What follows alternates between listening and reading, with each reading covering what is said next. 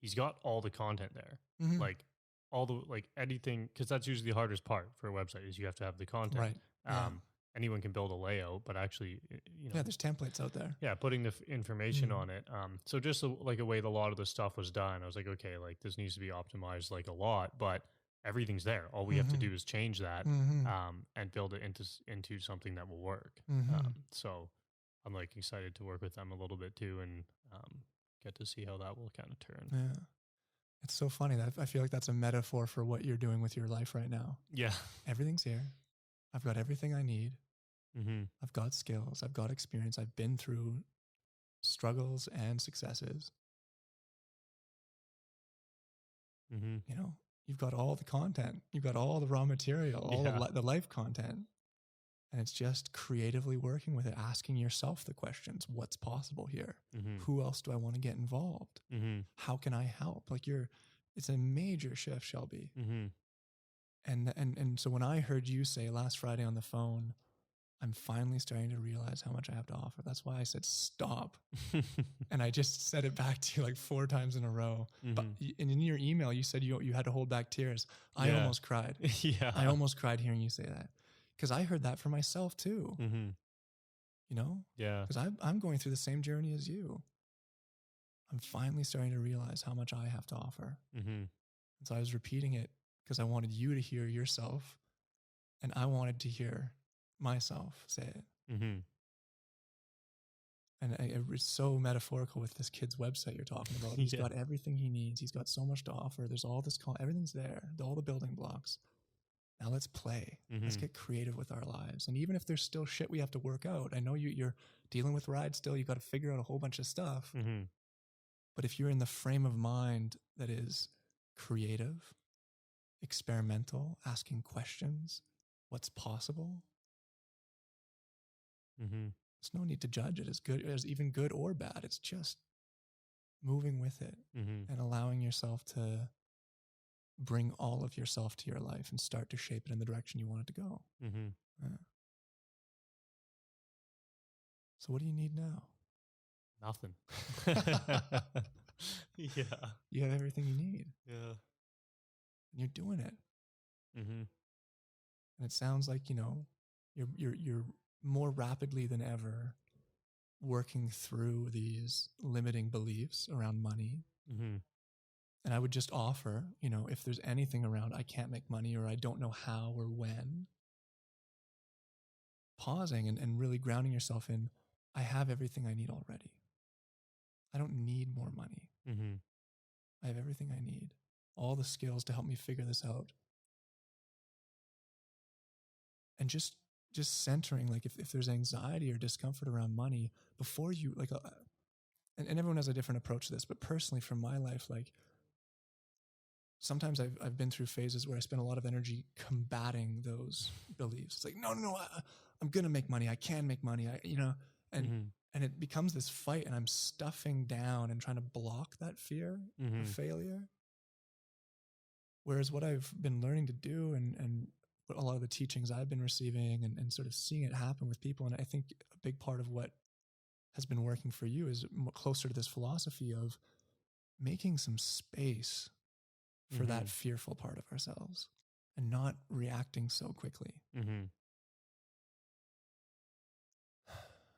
You wake up and you're anxious. Okay, what am I going to do today? How am I going to figure this out? I'm never going to make money. Whoa. And just kind of loving that part of yourself. There's a book that a client just recommended me to last night called, I can't remember the name, but it's like 90 Seconds to Something. And it's all about letting go, a lot of what we've been talking about, but it gives a bunch of practical exercises you can do, because this woman's belief is if you can just make 90 seconds to sit with your fear, to sit with your anxiety, to sit with your negative beliefs, 90 seconds, that's all you need to transmute that energy into something more productive. And so whatever the number is, like, that's less important. I think just generally holding space for those thoughts and those fears and really just getting curious, because whatever is noticing the fear, that's you. You are the higher level of consciousness that's just witnessing the fear. But the fear is not you.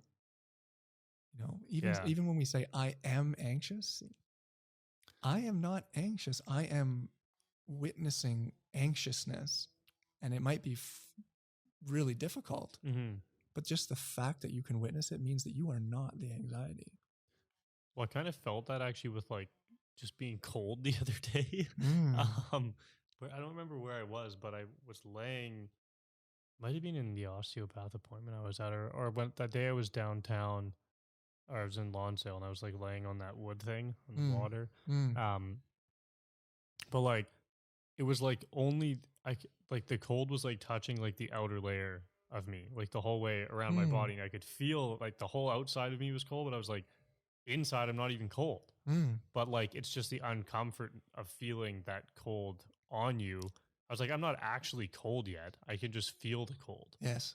So that was kind of like weird. Where I was like, and normally you might react and say, okay, I got to bundle up. Yeah, I'm going to get sick. Yeah. This is unhealthy. I'm going to get that.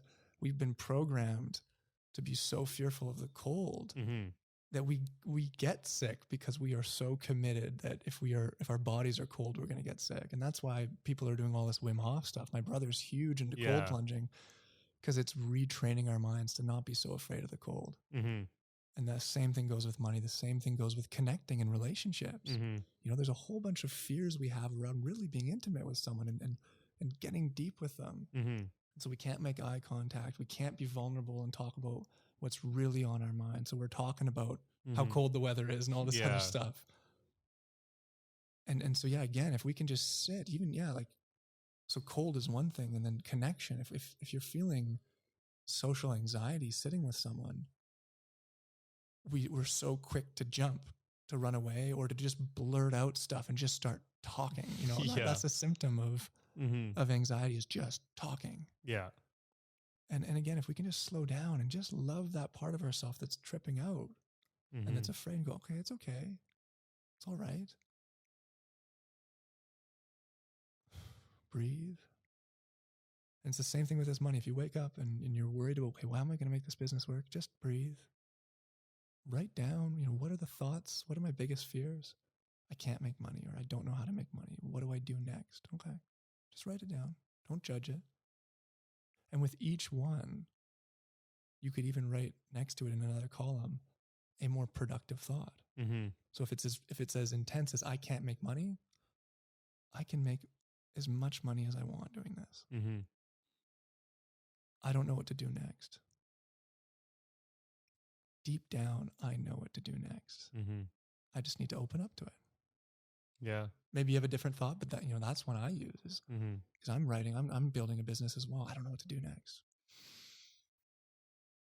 I do know the world, the universe knows. There's so much going on that I don't even understand. But there's a greater design here that knows what's next, and I'm connected to that. I just need to slowly let go of all these fears and these insecurities and let that answer come forth. So I'll write that down and just take each one and just write something that's at least more productive. Because the reality is these aren't objectively true. I can't make money is not objectively true. No. There's no scientific data to show that you can't make money doing this. So let go of that and slowly and gently swap it for something that's going to help you. And that's like, cognitive behavioral therapy is rooted in that. It's like, examine your thought processes and ask yourself, is this true? And is it useful? And every time you're going to realize that the answer to one of those is no. Yeah. Objective truth. We very rarely say things that are objectively true. No. Except for what I just said there. Yeah. And is it useful? Like, God, even if it is true, it's probably not useful if it's causing you anxiety or causing you frustration or depression or, whatever it is, if it's holding you back.